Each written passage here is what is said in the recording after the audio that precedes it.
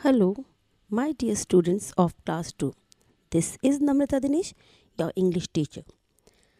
Today I am going to teach you Unit 9 Prepositions. What are prepositions?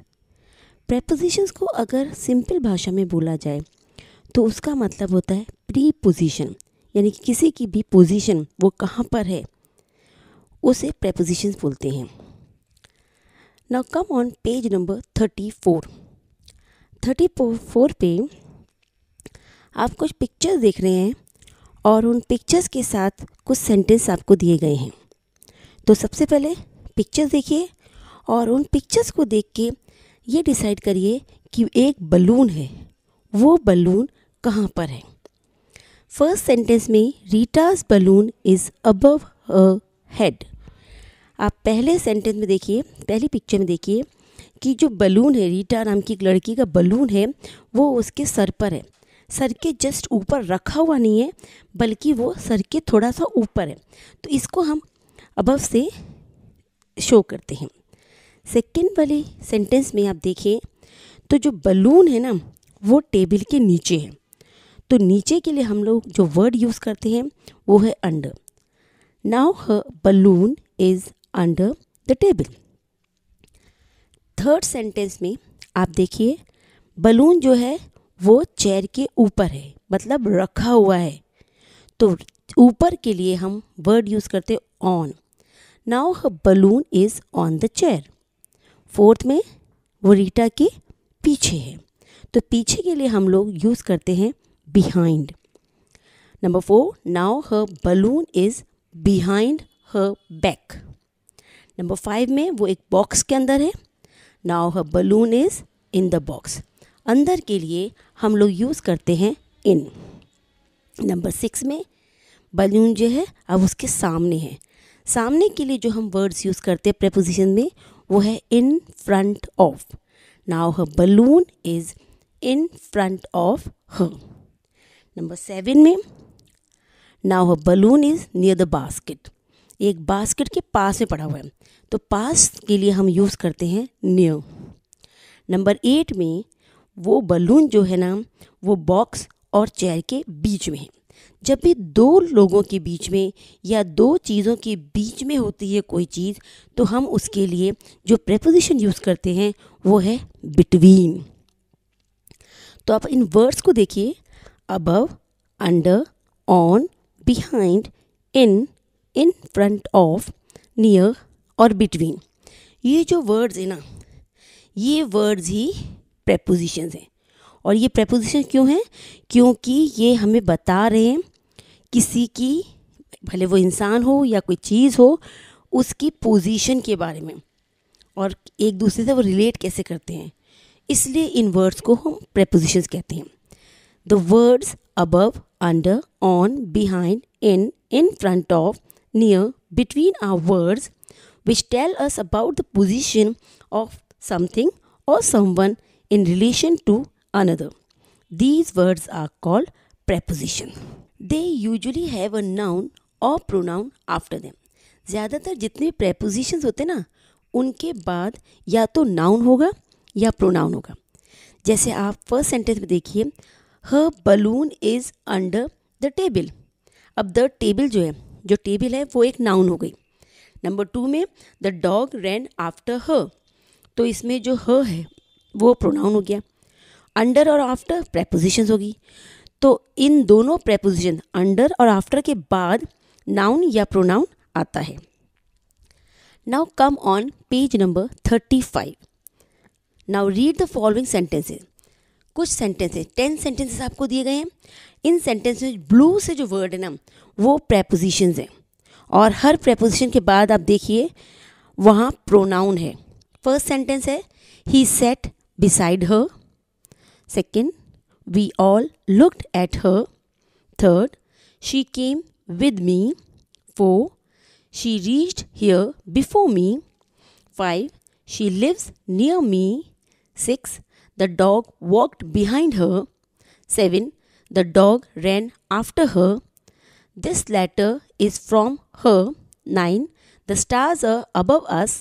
10, there is a wall round it. ये सारे word जो blue से थे ये सारे प्रेपोजिशंस हैं और इनके बाद आ रहा है प्रोनाउन।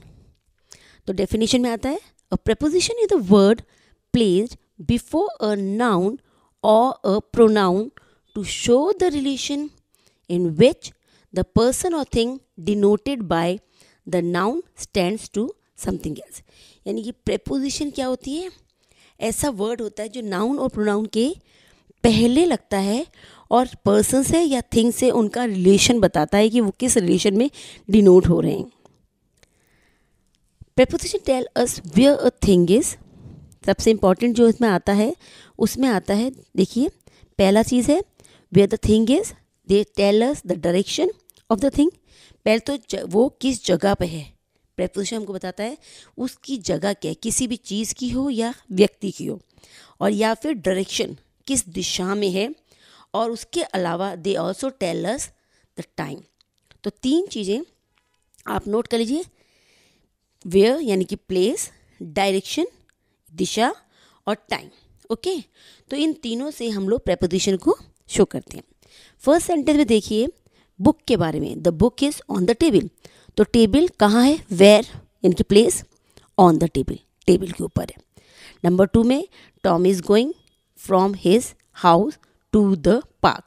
इसमें डायरेक्शन बता रहे हैं, क्या बता रहे हैं कि टॉम जा रहा है अपने घर से किस दिशा में जा रहा है, टू द पार्क, यानी टू द पार्क यानी पार्क की तरफ, ये डायरेक्शन बता रहा है। नंबर 3 में his birthday party is on Friday at 4 PM। अब उसकी बाद बर्थडे पार्टी कब है, फ्राइडे को है, ऑन फ्राइडे एट 4 PM, यानी कि टाइम ऑन फ्राइडे किस दिन, यानी कि फ्राइडे को है, और एट कितने बजे है, 4 बजे है।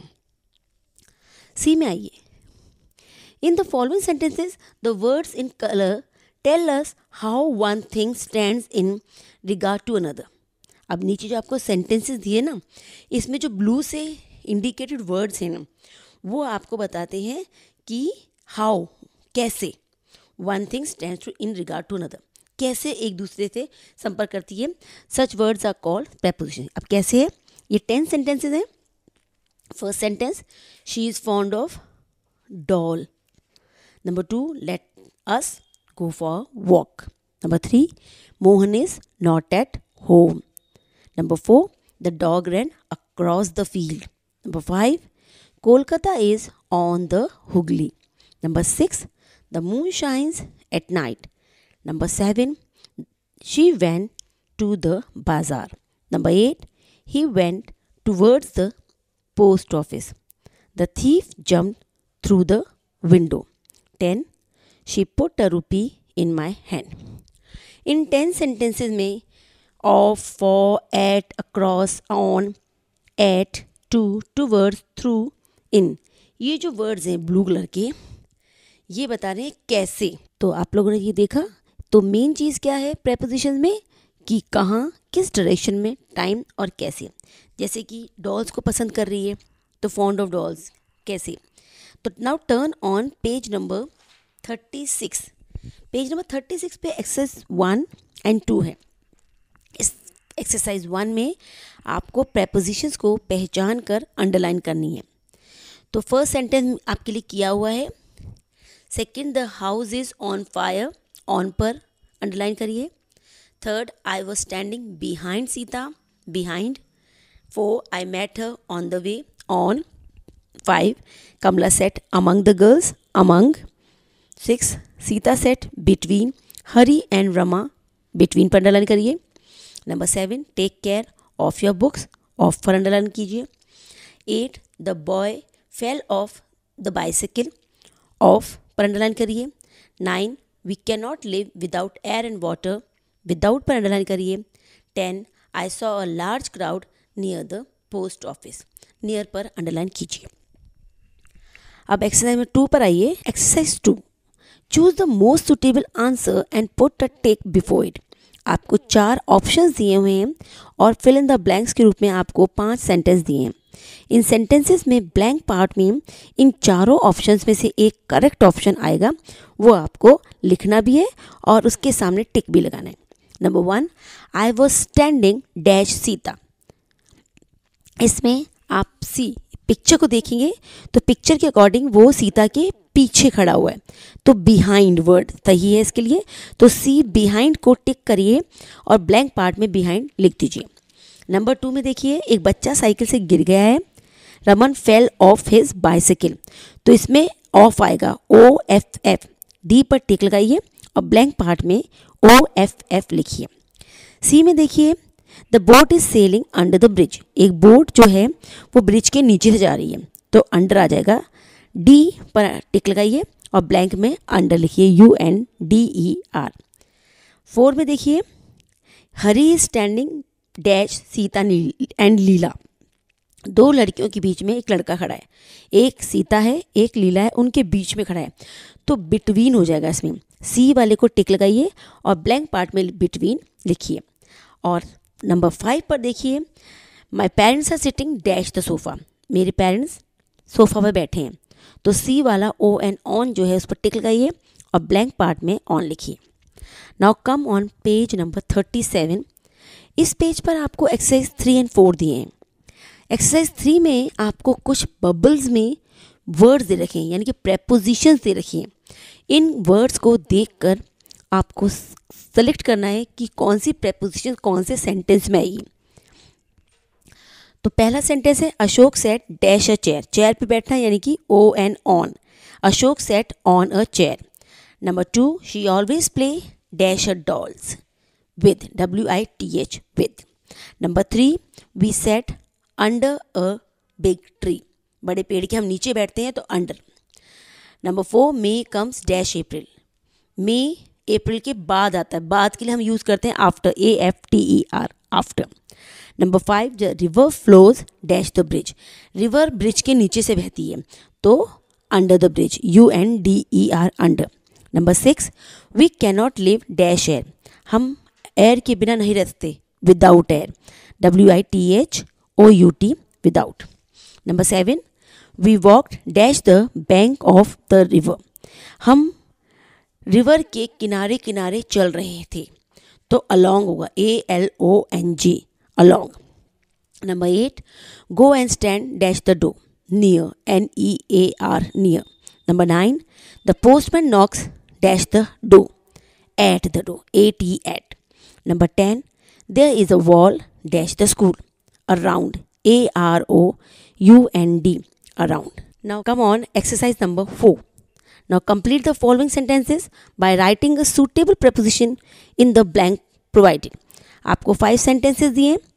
अब इसके लिए आपको कोई helping words नहीं दिए गए हैं, आपको अपने brain से लगाना है यहाँ पर prepositions.